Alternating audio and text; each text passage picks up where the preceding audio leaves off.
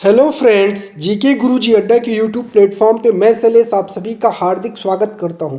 प्यारे साथियों, जैसे कि आप सभी को पता है आपका सीटेट का एग्ज़ाम जुलाई में होगा और सीटेट का जो फॉर्म है वो फिल हो रहा है। आप लोग जल्दी से जल्दी फॉर्म को भर दीजिए और लगातार अपनी तैयारी स्टार्ट कर दीजिए। आपको ये नहीं देखना है कि जब एग्ज़ाम नज़दीक आएगा तब हम तैयारी करेंगे, क्योंकि जब एग्ज़ाम नज़दीक आता है तो बहुत देर हो चुकी होती है और कहीं ना कहीं आप जो है जल्दबाजी में बहुत सारी चीज़ों को छोड़ देते हैं, जिसमें आप क्या होते फिर 1 या 2 नंबर से आप फेल हो जाते हैं। तो ऐसा आपको बिल्कुल नहीं करना है प्यारे साथियों। आपको लगातार लग करके मेहनत करना है। जो भी चीज़ें इंपॉर्टेंट रहेंगी उनको मैं अंडरलाइन करता चलूँगा। आप लोग अपनी अपनी जो है नोट्स बनाते चलिए साथ में, क्योंकि हम जो भी चीज़ें इंपॉर्टेंट है जब उसको अंडरलाइन करें तो अपनी कॉपी में अपनी शॉर्ट नोट्स बनाइए। आपकी नोट्स आपको सबसे ज़्यादा हेल्प प्रदान करती है। हम तो एक आपको गाइडेंस देने का काम कर सकते हैं बस। ठीक है, तो आज हमारा जो टॉपिक है वो है, हम लगातार पॉलिटी का अध्ययन कर रहे हैं और पॉलिटी में आज हम लोग जो पढ़ेंगे अध्याय 2, ये क्लास 7th की एनसीईआरटी है, आपको ध्यान में रखना है। तो हमारा अध्याय 2 पर चलते हैं। अध्याय 2 किससे रिलेटेड है आइए देखते हैं। अध्याय 2 का नाम क्या है? तो ये आपका लेसन 2 है, जिसमें है स्वास्थ्य में सरकार की भूमिका। देखिए, सरकार क्या है, सरकार किसकी होती है, किसके लिए होती है? तो सरकार है जनता की और सरकार जनता के लिए होती है। दोनों चीज़ें आपको पता होगा। सरकार का काम स्वास्थ्य है, सड़क है, घर है, नियम कानून बनाना, ऐसे बहुत सारे कार्य हैं जो सरकार के हैं। लेकिन जिस मेन टॉपिक पर आपको पढ़ना है वो स्वास्थ्य पर पढ़ना है कि सरकार स्वास्थ्य पर क्या करती है। आइए हम लोग देखते हैं क्या करती है। लोकतंत्र में लोगों की यह अपेक्षा रहती है कि सरकार उनके कल्याण के लिए कार्य करे। किस लिए कार्य करे?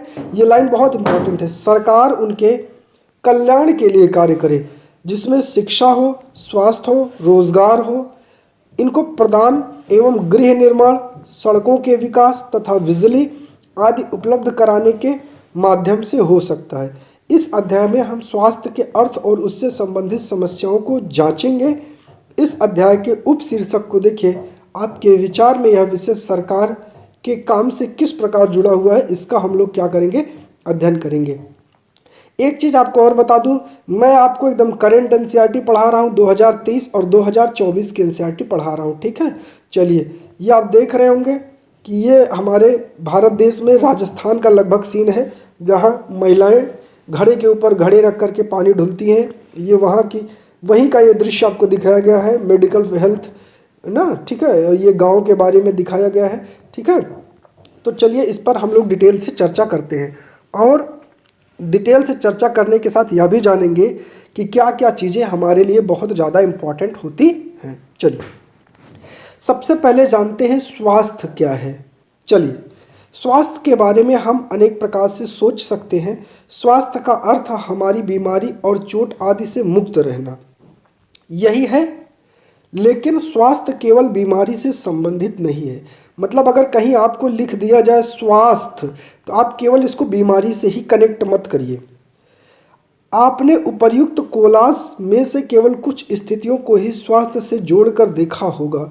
प्रायः हम ध्यान नहीं देते कि उपर्युक्त हर स्थिति का संबंध स्वास्थ्य से है। बीमारी के अलावा हमारे लिए उन कारणों पर भी विचार करना आवश्यक है जो हमारे स्वास्थ्य पर प्रभाव डालते हैं। ठीक है, उस पर भी आपको विचार करना है जो आपके स्वास्थ्य पर क्या डालते हैं, प्रभाव। अब ये प्रभाव कैसे डालते हैं इसको हम लोग समझते हैं आगे। उदाहरण के लिए, यदि लोगों को पीने के लिए स्वच्छ पानी और प्रदूषण मुक्त वातावरण मिले तो सामान्यतः स्वस्थ रहेंगे। दूसरी ओर यदि लोगों को भरपेट भोजन न मिले, उन्हें घुटन भरी अवस्था में रहना पड़े, तो उनके बीमार पड़ने की संभावना अधिक होती है। हम सब चाहते हैं कि हम जो कार्य करें चुस्ती से और ऊंचे मनोबल के साथ करें। सुस्त और अकर्मण का मतलब होता है जो कोई कर्म ना करे। चिंताग्रस्त होना और लंबे समय तक डरे सहमे रहना स्वस्थ जीवन के लक्षण नहीं है। हम सबको तनावमुक्त और प्रसन्न रहना चाहिए। हमारे जीवन के ये सभी पहलू स्वास्थ्य के हिस्से हैं, आपको याद रखना है। चलिए आगे चलते हैं और आगे बात करते हैं कि क्या चीज़ें इसमें और ज़्यादा हमारे लिए हेल्पफुल हो सकती हैं। चलिए, आपसे बात किया गया है। अगले टॉपिक में, भारत में स्वास्थ्य सेवाएं कैसी है। आइए भारत में स्वास्थ्य सेवाओं के कुछ पहलुओं का परीक्षण करें और जो आपको तालिका दी गई है उसको हम लोग जांचें और परखें। देखिए, सबसे पहला कॉलेज जो आपका कॉलम है क्या कहता है कि संसार भर में भारत में सर्वाधिक चिकित्सा महाविद्यालय हैं और यहाँ सबसे अधिक डॉक्टर तैयार किए जाते हैं। लगभग हर वर्ष 30,000 से अधिक नए डॉक्टर योग्यता प्राप्त करते हैं। ये वाला आपके लिए इंपॉर्टेंट है, क्वेश्चन बना सकता है। दूसरा कॉलम कह रहा है भारत के अधिकांश डॉक्टर शहरी क्षेत्रों में बसते हैं। ग्रामवासियों को डॉक्टर तक पहुंचने के लिए लंबी दूरी तय करनी पड़ती है। ग्रामीण क्षेत्रों में जनसंख्या के मुकाबले डॉक्टरों की संख्या काफ़ी कम है। बिल्कुल सही कह रहा है। दूसरे कॉलम पर चलते हैं। पिछले वर्ष स्वास्थ्य सेवाओं की सुविधा में काफ़ी वृद्धि हुई। सन 1950 में भारत में केवल 2,717 अस्पताल थे। 1991 में 11,174 और 2017 में 23,583 हो गई है। भारत में करीब 5 लाख लोग प्रतिवर्ष टीबी से मर जाते हैं। टीबी को तपेदिक भी कहते हैं, याद रखिएगा, ठीक है। स्वतंत्रता प्राप्ति से अब तक इस संख्या में, मतलब जो ये संख्या है, कोई परिवर्तन नहीं हुआ। हर वर्ष मलेरिया के लगभग 20 लाख मामलों की रिपोर्ट प्राप्त होती है। यह संख्या भी कम नहीं हो रही है। तीसरा कॉलम क्या कह रहा है, भारत में विदेशों से बहुत बड़ी संख्या में इलाज कराने हेतु चिकित्सा पर्यटक आते हैं। वे उपचार के लिए भारत के कुछ ऐसे अस्पतालों में आते हैं जिनकी तुलना संसार के सर्वश्रेष्ठ स्थानों मतलब अस्पतालों में की जाती है। हम सबको पीने का स्वच्छ जल उपलब्ध नहीं करा पा रहे हैं। संचारणीय बीमारियां पानी के द्वारा एक दूसरे को लगती हैं। इन बीमारियों में से 21% जल जनित होती हैं, जैसे हैजा, पेट के कीड़े और हेपेटाइटिस, ठीक है। भारत विश्व का दवाई निर्माता करने वाला तीसरा सबसे बड़ा देश है। यहाँ भारी मात्रा में दवाई का निर्यात होता है, याद रखिएगा। आगे कह रहा है कि भारत के समस्त बच्चों में जो है आधों को खाने के लिए पर्याप्त भोजन नहीं मिलता और वे अल्प पोषण का शिकार रहते हैं, ठीक है। चलिए, आपने दोनों पैराग्राफ को बहुत ही आसानी से पढ़ा। बीमारियों से बचाव और उनके उपचार के लिए हम उचित स्वास्थ्य सेवाएं जैसे स्वास्थ्य केंद्र, अस्पताल, परीक्षण के लिए प्रयोगशालाएं, एम्बुलेंस की सुविधा, ब्लड बैंक, जो मरीजों को आवश्यक सेवा और देखभाल उपलब्ध करा सके, ऐसी सुविधाओं की व्यवस्था को चलाने के लिए हमें स्वास्थ्य सेवकों जैसे नर्सों, योग्य डॉक्टरों तथा अन्य विशेषज्ञों की जरूरत है जो परामर्श दे सके, रोगी की पहचान कर सके, इलाज कर सके। मरीजों के इलाज के लिए हमें आवश्यक दवाइयाँ व उपकरण भी चाहिए। जब हम बीमार होते हैं तो आप अपने इलाज के लिए हमें इन सुविधाओं की क्या पड़ती है, ज़रूरत पड़ती है, ठीक है। चलिए आगे कह रहा है भारत में बड़ी संख्या में डॉक्टर, दवाखाने और अस्पताल हैं। देश में सार्वजनिक का मतलब होता है जिसका उपयोग सब करें। क्या होता है, जिसका उपयोग सब करे या आम जनता करे, सब करे, वही है। चलाने का पर्याप्त अनुभव और ज्ञान उपलब्ध है। ये ऐसे चिकित्सालय और स्वास्थ्य केंद्र हैं जिन्हें सरकार चलाती है। तो चीज़ों को कौन चलाता है, सरकार। सरकार अपनी जनसंख्या के एक बड़े भाग की देखभाल करने में समर्थ है, जो सैकड़ों और हजारों गाँव में फैली हुई है। इस विषय पर हम बाद में अधिक विस्तार से चर्चा करेंगे। साथ ही चिकित्सा विज्ञान में बहुत असाधारण प्रगति हुई है, जिसके चलते देश में इलाज की नई तकनीकें और विविधियाँ उपलब्ध हैं। फिर भी दूसरा स्तंभ दिखता है कि हमारे देश में स्वास्थ्य की स्थिति कितना खराब है। उपयुक्त सकारात्मक विकास के बाद भी हम जनता की उचित स्वास्थ्य सेवाएं देने असमर्थ हैं। विरोधाभासजनक स्थिति जी है, जो हमारी अपेक्षाओं के विपरीत है। हमारे देश के पास पैसा है, ज्ञान है, अनुभवी व्यक्ति हैं, फिर भी हम सबको आवश्यक स्वास्थ्य देने में असमर्थ हैं। हम इस अध्याय में कुछ कारणों को जानेंगे, ठीक है। चलिए आगे बात करते हैं। देखिए, मैं आपको बताता हूँ, यहाँ दो बच्चों की कहानी है। एक गरीब बच्चा है, एक अमीर बच्चा है। गरीब बच्चे को भी बुखार होता है, बड़े बच्चे को भी, अमीर बच्चे को भी बुखार होता है। गरीब बच्चा सरकारी लाइन में जाता है, धक्का मुक्की करता है, एक दिन जा करके जांच कराता है, उसके अगले दिन जाता है, रिपोर्ट मिलती है तो डॉक्टर दवा लिखता है, तब उसको दवा मिलती है और वो बहुत परेशान होता है, डॉक्टर को दिखाता है। दूसरी तरफ अमीर बच्चा डॉक्टर के केबिन में जाता है, डॉक्टर प्राइवेट बैठता है, बच्चे को प्रेम से बातचीत करता है, चॉकलेट भी खिलाता है, उसका ब्लड टेस्ट भी करता है, 1 घंटे में रिपोर्ट भी आ जाती है, डॉक्टर दवा भी लिख देता है और उसको बहुत प्रेम से समझाता भी है। तो दोनों बच्चों ने क्या किया, दोनों बच्चों को बुखार था, दोनों को ही वही समस्या थी, लेकिन दोनों को दिखाने में बहुत अंतर है, वही आपको यहाँ पढ़ने को मिलेगा। तो आप लोग इस पैराग्राफ को अच्छे से पढ़ लीजिएगा, क्योंकि देखिए इसमें कुछ है नहीं, तो इसीलिए मैं क्या कर रहा हूँ, इसको बहुत डिटेल में नहीं पढ़ा रहा हूँ। यहाँ से आपके लिए कोई कुछ आना भी नहीं है, तो आप लोग इसको देख लीजिएगा, ठीक है। चलिए अब आगे बात करते हैं सार्वजनिक और निजी स्वास्थ्य सेवाएं। स्वास्थ्य सेवाएं दो हैं। जो ऊपर की कहानी वो बताती है कि दो स्वास्थ्य सेवाएं, एक होती है सार्वजनिक और एक होती है निजी। सार्वजनिक पर चलते हैं और देखते हैं। चलिए, सार्वजनिक स्वास्थ्य सेवाएं क्या है। सार्वजनिक स्वास्थ्य सेवा स्वास्थ्य केंद्र व अस्पतालों की एक श्रृंखला है जो सरकार द्वारा चलाई जाती है। यह केंद्र व अस्पताल आपस में क्या होते हैं, जुड़े हुए हैं, जिससे वे शहरी व ग्रामीण दोनों क्षेत्रों को सुविधाएं प्रदान करते हैं और सभी बीमारियों, साधारण से लेकर विशेष देखभाल की जरूरत वाली बीमारियों का इलाज प्रदान करते हैं। ठीक है। ग्राम के स्तर पर स्वास्थ्य केंद्र होता है। क्या होता है, स्वास्थ्य केंद्र, जहाँ प्रायः एक नर्स और एक ग्राम स्वास्थ्य सेवक रहता है। इन सामान्य बीमारियों के इलाज के लिए उनको प्रशिक्षण दिया जाता है और वे प्राथमिक स्वास्थ्य केंद्र के डॉक्टरों की देखरेख में कार्य करते हैं। ग्रामीण क्षेत्र में ऐसा केंद्र कई गांवों की जरूरतों को पूरा करता है। जिला स्तर पर जिला अस्पताल होता है, इन सभी स्वास्थ्य केंद्रों की देखरेख करता है। बड़े शहरों में कई सरकारी अस्पताल होते हैं, जैसे कि एक वह था जिसमें अमन को ले जाया गया था, और ऐसे भी विशिष्ट सरकारी अस्पताल होते हैं। चलिए आगे कह रहा है कि इस स्वास्थ्य सेवा को कई कारणों से सार्वजनिक कहा जाता है। सरकार ने सभी नागरिकों को स्वास्थ्य सेवाएं प्रदान करने की वचनबद्धता को पूरा करने के लिए अस्पताल तथा स्वास्थ्य केंद्र स्थापित किए हैं। इन सेवाओं को चलाने के लिए धन उस पैसे से आता है जो लोग सरकार को टैक्स के रूप में देते हैं, इसलिए ये सुविधाएं सबके लिए है। सार्वजनिक स्वास्थ्य व्यवस्था एक महत्वपूर्ण पहलू यह है कि इसका उद्देश्य अच्छी स्वास्थ्य सेवाएं निःशुल्क या बहुत कम कीमत पर देना है, जिससे गरीब लोगों का भी इलाज अपना करा सके। एक शब्द यहाँ लिखा, बहुत ध्यान से समझिएगा, हमें सरकार को कर क्यों देना चाहिए, आइए समझते हैं। सरकार कर से प्राप्त धन का उपयोग विभिन्न प्रकार की सार्वजनिक सेवाओं को मुहैया कराने में खर्च करती है, जिससे सभी नागरिकों को फायदा होता है, जैसे प्रतिरक्षा, पुलिस, न्यायिक व्यवस्था, राजमार्ग इत्यादि। कुछ सेवाओं से भी सभी नागरिकों को लाभ होता है, अन्यथा इन सेवाओं की व्यवस्था जो है नागरिक स्वयं से नहीं कर सकते हैं। चलिए, करों से कुछ विकासात्मक कार्यक्रम एवं सेवाएं उपलब्ध होती हैं, जैसे शिक्षा, स्वास्थ्य, रोजगार, सामाजिक कल्याण, व्यवसायिक प्रशिक्षण, जिसमें जरूरतमंद नागरिकों को लाभ मिलते हैं। करों से प्राप्त धन का उपयोग कुछ प्राकृतिक आपदाओं जैसे बाढ़, भूकंप, सुनामी आदि में राहत एवं पुनर्वास का मतलब फिर से निवास स्थान देने के लिए किया जाता है। अंतरिक्ष, परमाणु एवं प्रक्षेपास्त्रों से संबंधित कार्यक्रमों को भी करों के द्वारा ही या इन्हीं के राजस्व से चलाया जाता है। चलिए आगे देखते हैं। आगे कह रहा है कि सरकार खास तौर पर गरीबों के लिए कुछ सेवाएं प्रदान करती है जो वे बाजार में नहीं खरीद पाते। इसका एक उदाहरण स्वास्थ्य संबंधी सेवा भी आपको देखने को मिलता है। आगे कह रहा है कि गरीब भी इलाज करा सके।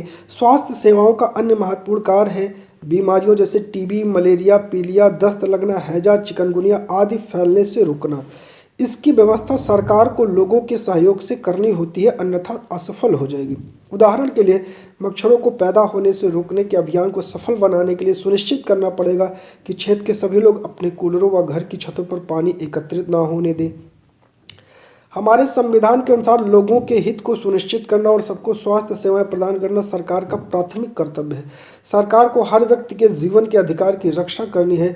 यदि कोई अस्पताल समय पर व्यक्ति का इलाज नहीं प्रदान कर पाता तो इसका तात्पर्य है कि उसके जीवन की सुरक्षा नहीं दी जा रही है। ठीक है। अदालत ने यह भी कहा कि सरकार का कर्तव्य है कि वह मरीजों को आवश्यक स्वास्थ्य सेवाएं दे, जिसमें आकस्मिक इलाज की सुविधा भी सम्मिलित हो। अस्पताल और उनके स्वास्थ्य संबंधी कर्मचारी को आवश्यक इलाज प्रदान करने की जिम्मेदारी पूरी करनी चाहिए। ठीक है। चलिए, ये आपको एक सरकारी अस्पताल का दृश्य दिखाया गया है। ठीक है। चलिए, हमारे देश में कई तरह की निजी स्वास्थ्य सेवाएं हैं। बड़ी संख्या में डॉक्टर अपना निजी दवाखाना चलाते हैं। ग्रामीण क्षेत्रों में पंजीकृत चिकित्सा व्यवसायी RMP मिल जाते हैं। ग्रामीण क्षेत्रों को क्या कहते हैं, पंजीकृत चिकित्सा व्यवसायी RPM। शहरी क्षेत्रों में बड़ी संख्या में डॉक्टर जिन्हें बहुत से विशेषज्ञ की सेवाएं प्रदान करते हैं, निजी रूप से चलाए जा रहे हैं। अस्पताल व नर्सिंग होम भी हैं। काफ़ी संख्या में प्रयोगशालाएं जो परीक्षण करती हैं, विशिष्ट सुविधाएं उपलब्ध करती हैं, एक्सरे, अल्ट्रासाउंड। ऐसी भी दुकानें हैं जहां से हम बहुत सारी दवाइयों को भी खरीद सकते हैं। चलिए, ये दिल्ली के एक निजी अस्पताल का दृश्य आपको दिखाया गया है। जैसा कि इनके नाम से ज्ञात होता है कि निजी स्वास्थ्य सेवाओं पर सरकार का स्वामित्व अथवा नियंत्रण नहीं होता। सार्वजनिक स्वास्थ्य सेवाओं के विपरीत इन निजी स्वास्थ्य सेवाओं मतलब संस्थाओं में मरीजों को हर सेवा के लिए बहुत धन व्यय करना पड़ता है। आज निजी स्वास्थ्य सेवाएं चारों ओर दिखाई देती हैं। अब तो बड़ी बड़ी कंपनियां अस्पताल भी चलाती हैं। कुछ कंपनियां दवाइयों को बनाने और बेचने में लगी हैं। शहरों के कोने कोने में दवाइयों की दुकानें देखी जा सकती हैं। ठीक है, चलिए, स्वास्थ्य सेवा और समानता। क्या सबके लिए पर्याप्त स्वास्थ्य सेवाएं उपलब्ध हैं? हम भारत में ऐसी स्थिति का सामना कर रहे हैं जहां निजी सेवाएं तो बढ़ रही हैं परंतु सार्वजनिक नहीं। ऐसी दशा में लोगों को मुख्यतः निजी सेवाएं ही उपलब्ध हो पाती हैं। ये शहरी क्षेत्रों में केंद्रित हैं। इन सेवाओं का मूल्य भी अपेक्षाकृत अधिक रहता है। दवाइयाँ महंगी होती हैं, बहुत से लोग उन्हें खरीदने में असमर्थ होते हैं। इसीलिए जब परिवार में बीमारी होती है तो उन्हें ऋण लेना पड़ता है या कर्ज लेना पड़ता है। भारतीय आयुर्विज्ञान परिषद का आयुर्वेद नैतिक संहिता कहता है जहाँ तक संभव प्रत्येक चिकित्सक को औषधियों के जेनरिक नाम से ही उपचार पर्ची में लिखने चाहिए और सुनिश्चित करना चाहिए यह युक्तिमुक्त और उपयुक्त रूप में हो। चलिए आगे बात करते हैं कि कुछ निजी सेवाएं अधिक कमाने के लिए प्राय ऐसे कार्यों को प्रोत्साहित करती है जो सही नहीं है। कई बार सस्ते तरीके उपलब्ध होने पर भी प्रयोग नहीं किए जाते। उदाहरण के लिए प्राय देखा जाता है कि चिकित्सक जरूरत से ज़्यादा दवाइयाँ, इंजेक्शन, सलाइन आदि की सलाह देते हैं, जबकि साधारण इलाज से भी वो चीज़ें सही हो सकती हैं। ठीक है, ये आपको एक लोगो दिख रहा है, जन औषधि। जन औषधि मेडिकल स्टोर, ठीक है, दाम काम दवाई उत्तम। ये आपका गवर्नमेंट की तरफ से चलाया जाता है, भारत सरकार की तरफ से। इसका प्रचार यहाँ बताया गया है। तथ्य यह है कि जनसंख्या के 20% लोग ही बीमारी के दौरान आवश्यक दवाइयों को खरीदने में सक्षम हैं। वे लोग भी जिन्हें हम गरीब नहीं समझते, दवा संबंधी खर्चों को उठाने में कठिनाई का अनुभव करते हैं। एक अध्ययन में पाया गया कि लोग अस्पताल में किसी बीमारी या चोट लगने के कारण भर्ती होते हैं, उनमें से 40% लोग खर्चों का भुगतान करने के लिए पैसे उधार लेते हैं या अपनी कुछ संपत्ति को क्या करते हैं, बेचते हैं। गरीब लोगों के लिए परिवार में हर बीमारी चिंता और मुसीबत का कारण बनती है। इससे भी बड़ी बात है कि ऐसी स्थिति बार बार आती है। गरीब लोग पहले भी पोषण की कमी का शिकार होते हैं। ये परिवार उतना भरपेट भोजन नहीं खाते जितना इन्हें खाना चाहिए। उन्हें जीवन की आधारभूत आवश्यकताएं, पीने का पानी, घर के लिए पर्याप्त जगह, साफ वातावरण उपलब्ध नहीं हो पाता। इसीलिए उनके बीमार पड़ने की संभावना अधिक रहती है। बीमार होने पर जो खर्चे हैं उनकी हालत उससे और ख़राब हो जाती है। ठीक है, चलिए, कभी कभी केवल पैसा ही लोगों को बेहतर इलाज में बाधक नहीं होता। उदाहरण के लिए महिलाओं को तुरंत इलाज के लिए डॉक्टर के पास नहीं ले जाया जाता। कई आदिवासी क्षेत्रों में स्वास्थ्य केंद्र कम है और वे भी अच्छी तरह चलाए नहीं जाते। वहाँ निजी स्वास्थ्य सेवाएं भी उपलब्ध नहीं है। ये गर्भवती महिला को देखो, पैदल लेकर के जाना है, कई किलोमीटर पैदल जाना पड़ता है दवा के लिए। तो ऐसी सारी समस्याएं देखने को मिलती है। क्या किया जा सकता है? इसमें कोई संदेह नहीं कि हमारे देश में लोगों को स्वास्थ्य अच्छा नहीं है। यह सरकार का उत्तरदायित्व है कि वह अपने नागरिक विशेषकर गरीबों और सुविधाहीनों को गुणात्मक स्वास्थ्य सेवाएं प्रदान करें।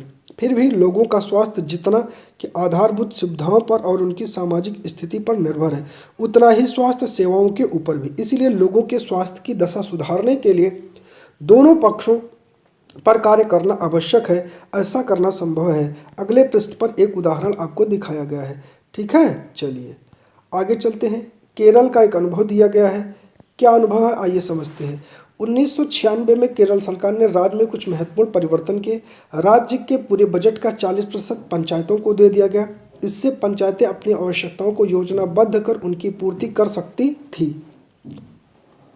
इससे गांव के लिए पीने का पानी, आहार और औरतों के विकास और शिक्षा आदि के लिए उचित व्यवस्था सुनिश्चित करना संभव हो सका। इसके फलस्वरूप जल वितरण व्यवस्था की जांच की गई। स्कूलों और आंगनबाड़ियों के काम को सुनिश्चित किया गया। गांव की विशेष समस्याओं पर ध्यान दिया गया। स्वास्थ्य केंद्रों में भी सुविधा किया गया। इन सब कार्यों से स्थिति में सुधार आया। इतने प्रयत्नों के बाद भी कुछ समस्याएं तो बनी रही।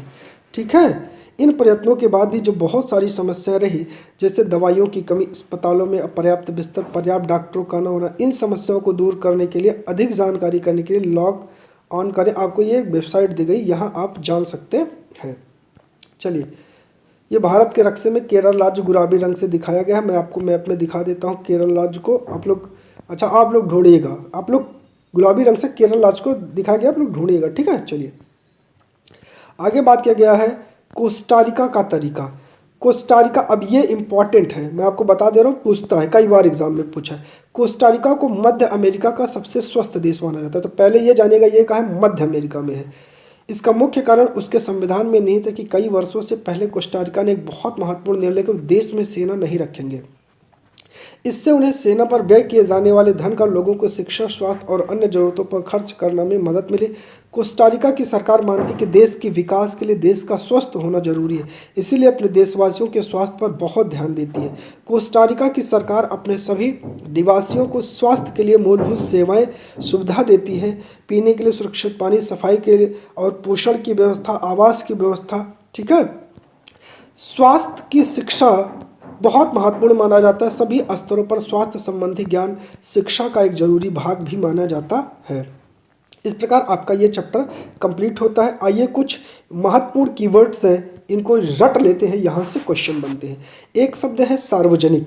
वह सेवा का कार्य जो देश के सब लोगों के लिए है और मुख्य रूप से सरकार द्वारा आयोजित किया जाता है। इसमें स्कूल, अस्पताल, टेलीफोन शामिल है। लोग इन सेवाओं की मांग कर सकते हैं और इन संस्थाओं को ठीक से काम नहीं करती तो इस पर सवाल भी उठा सकते हैं। ये सार्वजनिक होती है। निजी, वह सेवा या कार्य जो किसी व्यक्ति या कंपनी द्वारा अपने मुनाफे के लिए किया जाए, वही निजी कहलाता है। चिकित्सा पर्यटक क्या होता है? वे विदेशी पर्यटक जो इस देश के उन अस्पतालों में अपना इलाज कराने के लिए विशेष रूप से यहाँ आते हैं, जहां उन्हें अपने देश की तुलना में बहुत कम मूल्य पर विश्व स्तरीय सुविधाएं मिलती हैं। संचारणीय बीमारियां वे बीमारियां जो एक व्यक्ति से दूसरे व्यक्ति में कई माध्यमों से संचरित हो जाती है, जैसे पानी से, भोजन से, हवा से। ओपीडी का मतलब होता है आउट पेशेंट डिपार्टमेंट। ओपीडी का पूरा नाम याद रखिएगा, पूछा जा सकता है। आउट पेशेंट डिपार्टमेंट या बाह्य रोगी विभाग भी कहते हैं। इसका संक्षिप्त रूप है अस्पताल में किसी विशेष वार्ड में भर्ती होने से पहले रोगी ओपीडी में जाते हैं, ठीक है। नैतिक आचार की बात करते हैं। नैतिक आचार क्या? किसी व्यक्ति के व्यवहार को प्रभावित करने वाला नैतिक सिद्धांत। जेनेरिक नाम, दवाइयों के रासायनिक नाम, वे दवाइयों में प्रयुक्त सामग्रियों की पहचान करने में मदद करते हैं। ये विश्व स्तर पर मान्यता प्राप्त है। उदाहरण के लिए ठीक है, एसिटाइल सैलिसिलिक एसिड एस्पिरिन का जेनेरिक नाम है, ठीक है। तो ये आपको जो है इसको याद रख लीजिएगा, पूछ लेगा कि जो है एसिटाइल सैलिसिलिक एसिड किसका जेनेरिक नाम है, तो एस्पिरिन का जेनेरिक नाम है, याद रखिएगा। तो हमने जो भी चीज़ें इंपॉर्टेंट थी आपको बताया। चैनल पर नए हैं तो सब्सक्राइब करिएगा, वीडियो को दोस्तों तक पहुँचाइएगा।